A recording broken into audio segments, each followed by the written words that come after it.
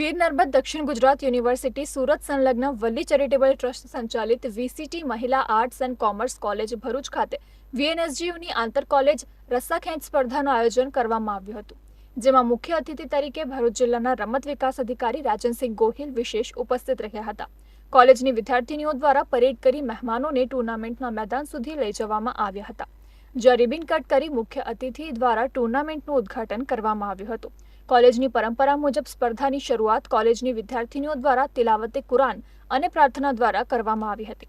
એક દિવસીય આંતર કોલેજ સ્પર્ધામાં વીએનએસજીયુ સંલગ્ન દક્ષિણ ગુજરાતની 17 કોલેજની ટીમોએ ઉત્સાહપૂર્વક ભાગ લીધો હતો, જેમાં દરેક ટીમે પ્રતિભા અને જોરદાર હુંકાર સાથે પોતાની ખેલદિલી દર્શાવી હતી. આ સ્પર્ધામાં પ્રથમ ક્રમાંકે Shah N H commerce college Valsad તેમજ દ્વિતીય ક્રમાંકે Shrimati J P Shroff arts college Valsad વિજેતા ટીમો જાહેર થઈ હતી.